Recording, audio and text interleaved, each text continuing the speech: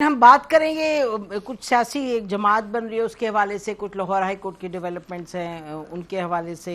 एक ख़त भी लिख दिया है लाहौर बार के लोगों ने, उस पर पूछेंगे हम अपने पैनल से कि क्या मामला है।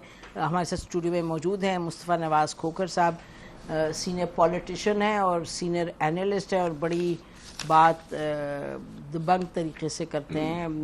Quite a favourite now with everybody. कौन सा शो है जिसमें आप नहीं गए अभी तक हैं? और हसनात आप मलिक, सबकी मेहरबानी है। हसनात मलिक साहब जरा नवाजी सीनियर जर्नलिस्ट हैं और कोर्ट रिपोर्टिंग करते हैं और अपना लोहा इन्होंने भी मनवाया है। अच्छा जी, तो आपसे शुरू करते हैं मुस्तफ़ा। आप तो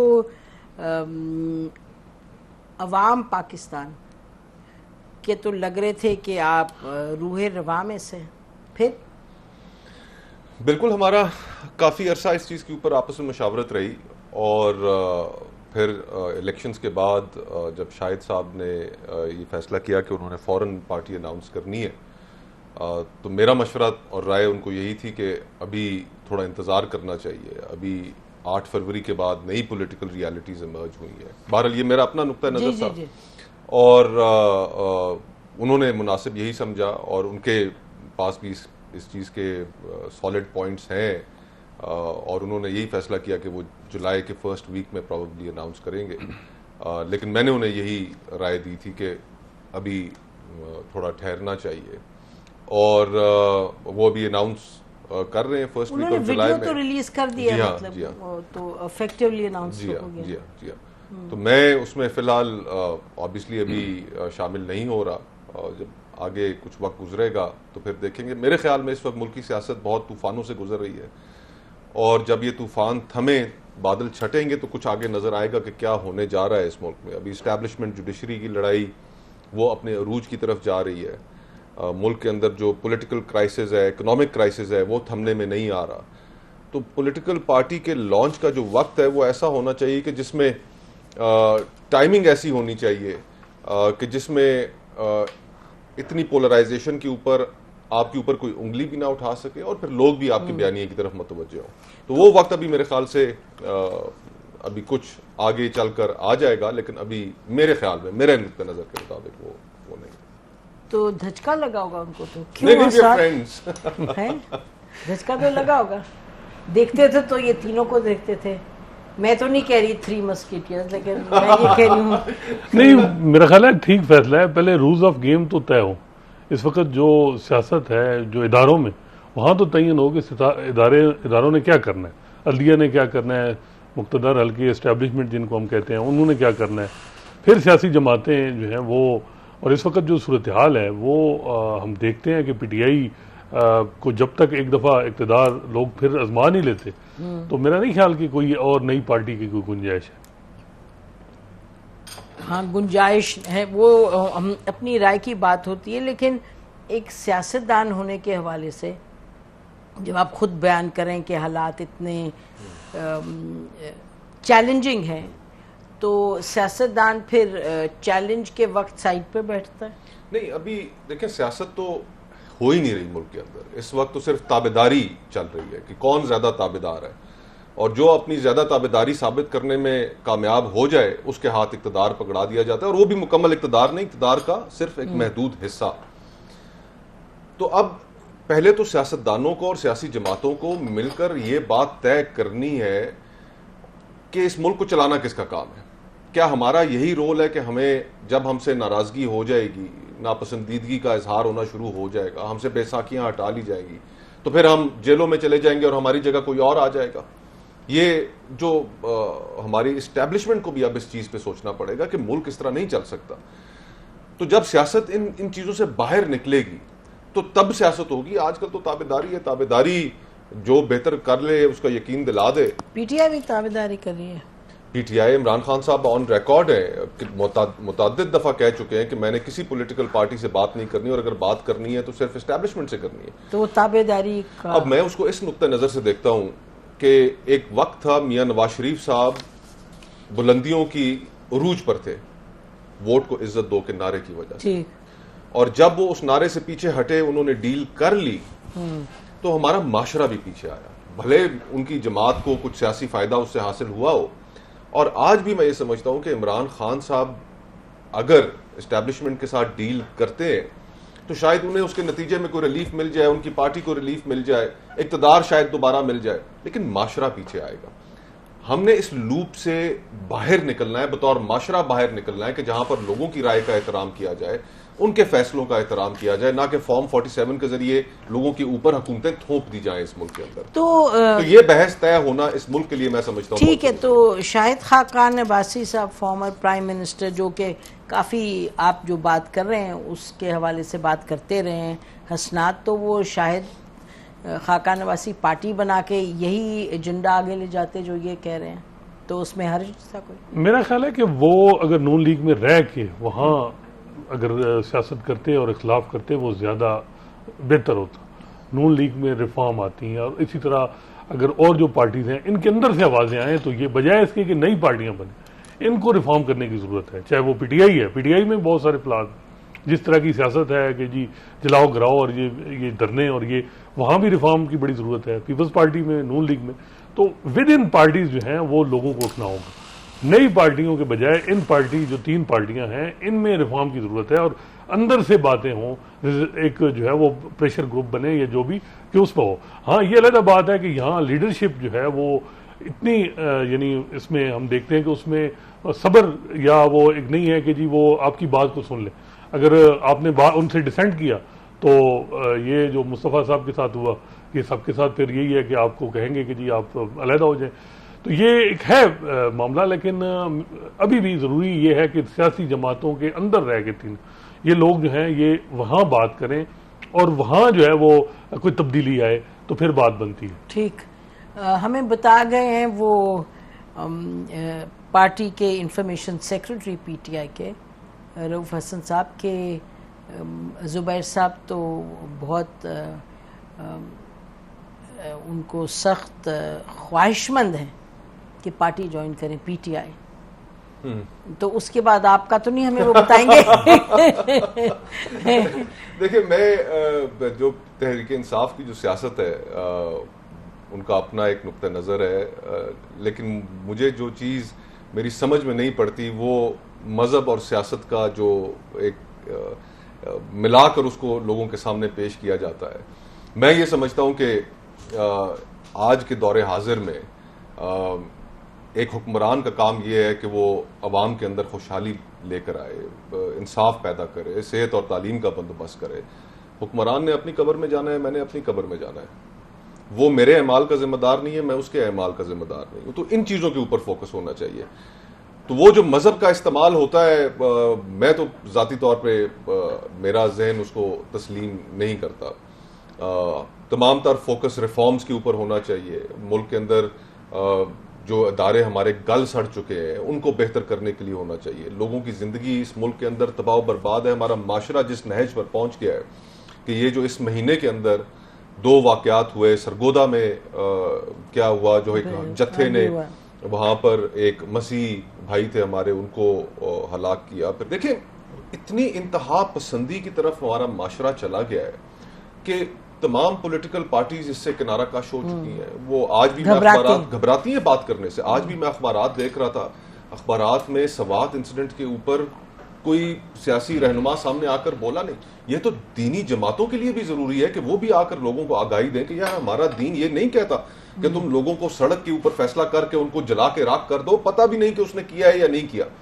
अब जो खबरें हमें सुनने में आई, जो सरगोदा के अंदर जो इंसिडेंट हुआ, उन साहब के ऊपर गलत इल्जाम लगाया गया। तो ये तो किसी तरीके से हम माशरे के अंदर इस चीज को परवान चढ़ाएंगे। तो सियासी जमातों के जिम्मे बहुत से काम है। माशरे के अंदर एक तब्दीली भी लेकर आना, सोच की दुरुस्तगी पैदा करना, वाज़ेह मौक़िफ़ रखना चीजों के ऊपर। हमारी सियासी जमातें माज़रत के साथ मजहब को इस्तेमाल जरूर करती हैं सियासी फायदे के लिए, लेकिन जहां पर कोई चीज गलत हो उसको फिर कन्फ्रंट करने का हौसला भी नहीं रखती। फिर शायद और मजहब, अब क्या कहीं, मजहब में तो है भी नहीं इस तरह की बातें जो ये तो सियासी लोगों की बात है। जजेस तक, चीफ जस्टिस ऑफ पाकिस्तान ने एक फैसला दिया, एक जमानत दी एक आदमी को, और उसके बाद कहा गया कि जी उन्होंने आर्डर में कोई एक पैरा लिखा है।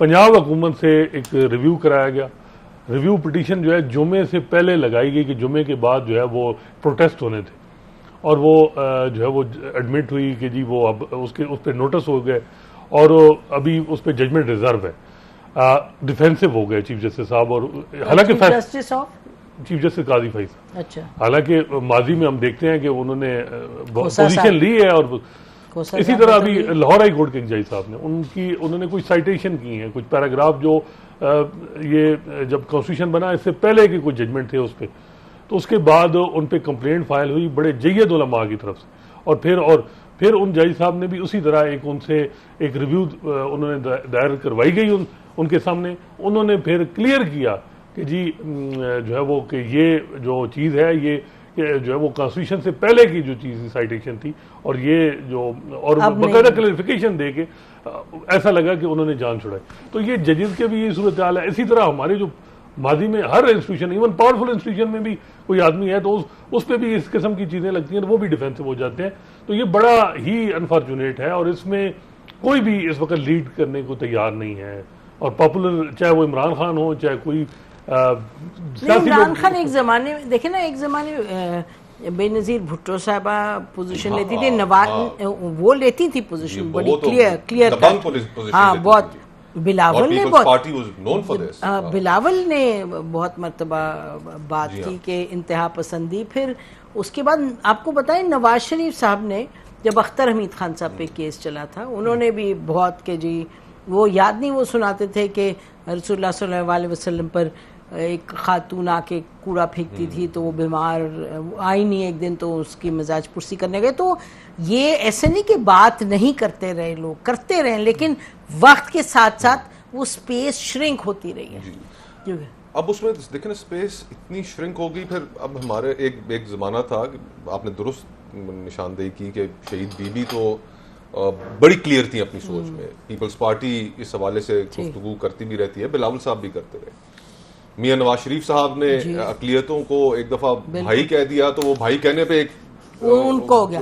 जुमे की नमाज उन्हें कुरान खोल के जुमे की छुट्टी जो थी उन्होंने खत्म की, मुझे याद है। तो सियासी लीडरान के जिम्मे माशरे के अंदर इन बढ़ते हुए रुझानात की नफी करना बड़ा जरूरी है। अब उसी कॉन्टेक्स्ट में अगर जो मैं आपसे बात पहले कर रहा था कि हमारे यहाँ पॉलिटिकल पार्टीज और एक माशरे के अंदर एक बड़ी गलती ये भी हुई, पिछली 1.5 दहाई के अंदर तालिबानों को भी बड़ा ग्लोरीफाई किया गया। आप देखें कि जब काबुल फॉल हुआ तो हमारे पॉलिटिकल स्पेक्ट्रम में मुख्तलिफ सियासी जमातों में मुस्लिम लीग नून के ख्वाजा आसिफ साहब की स्टेटमेंट आपके सामने मौजूद है, जिन्होंने कहा कि ये तो बड़ी आलम इस्लाम की कामयाबी हुई है। फिर साथ ही साथ इमरान खान साहब की स्टेटमेंट थी, शैकल्स ऑफ स्लेवरी, कि उन्होंने अपनी जंजीरें गुलामी की तोड़ दी हैं, और एक ग्लोरिफिकेशन का सा अमल था, ढोल पीट रहे थे हम। आज हमारे साथ क्या हो रहा है? आज वही जिनके लिए हम खुशियां मना रहे थे, ढोल पीट रहे थे, आज पाकिस्तान के मफादात को नुकसान पहुंचा रहे हैं। हाँ, लेकिन मुस्तफा वो जो है मामला तालिबान का, और फिर तालिबान के साथ जो अमेरिका ने 10-15 साल और नेटो पूरी फोर्सेस ने उनके साथ जुल्म किया और बर्बरियत की और फिर हारे गए, मेरा ख्याल है वो फिर रिलीजन से निकल के एक यही तो असल चीज थी कि वो एक हक़े खुदरादियत की मूवमेंट थी। वो यहाँ पर हमारे यहाँ जिस तरीके से उसका तस्वुर पेश किया जाता था, और वैसे वो खुद भी कोई अपने बारे में ढका छुपा के ये बात नहीं रखते कि ये एक बड़ी कोई इस्लामी मूवमेंट है। अच्छा, ये इतना दिलचस्प है, मुझे अंदर से कहा जा रहा है कि जी अब प्रोग्राम खत्म करें, लेकिन सवाल तो मैंने ये बड़ा जरूरी पूछना है। लाहौर हाई कोर्ट के ये क्या खत लिखा है, जरा बताएं हमें, जो बार की तरफ से गया है ऑनरेबल चीफ जस्टिस साहब को पाकिस्तान बार काउंसिल ने। देखिए हुआ क्या है? देखिए, बार हर जगह पस्ती है। जो इस वक्त पाकिस्तान बार काउंसिल और सुप्रीम कोर्ट बार, वहाँ तो बड़ा वाजे वो प्रो गवर्नमेंट उनका स्टांस है। ये क्या है? और ये जो लाहौर बार है, वहाँ क्योंकि प्रोफेशनल ग्रुप है और जो पीटीआई की हमायत से वो जीता है, तो वहाँ से आवाजें उठती हैं लाहौर से, लेकिन वहां भी कोई इफेक्टिव उस तरह की नहीं है कि कोई बात हो। नहीं, बट ये जो खत आपको मालूम है ना जो लिखा गया, मैंने इसकी कंटेंट नहीं देखे, ये मालूम हुआ है कि कह रहे हैं अपॉइंटमेंट जज की चीफ जस्टिस साहब से कह रहे हैं कि आपने सीनियरिटी का जो प्रिंसिपल है उसको आपने ओवरलुक किया है। शायद जो चीफ जस्टिस अपॉइंट हुए हैं लाहौर में, नहीं, वो अभी हुई नहीं, लेकिन इनफॉर्मली ये डिस्कस हुआ है। वैसे मेरा ख्याल है कि इसमें कोई हरज नहीं है कि जी सिर्फ सीनियरिटी, अगर सीनियरिटी में कोई जज साहब हों और उन पे ग्लेरिंग किस्म के ऐसी एविडेंस हो कि जी वो, और कोई ऐसी चीज़ें हो, मिसकंडक्ट की कंप्लेंट भी पेंडिंग हो और उनमें ओपिनियन भी आ गई है कि उनमें वजन है, तो फिर अगर आइन में कोई ऐसी कदगन नहीं है तो उससे आगे जो जज हैं उनको कंसिडर करना चाहिए। तो इसमें कोई बात नहीं तो है। लाहौर हाई कोर्ट के जो सीनियर मोस्ट है उनके खिलाफ कोई मामलात हैं? देखिए, इस वक्त जो सूरत हाल है, इनफॉर्मली ये डिसाइड हुआ है कि दो जो जजेस हैं मलिक शहजाद साहब के बाद उनको सुपरसीड किया जाए। नहीं, जैसे शुजात साहब हैं और जैसे बाकर नजफी, इनको जो है सुपरसीड किया जाए और जस्टिस आलिया नीलम को चीफ जस्टिस बनाया जाए। ये इनफॉर्मली यूनैनिमसली डिसाइड हुआ है जुडिशियल कमीशन में।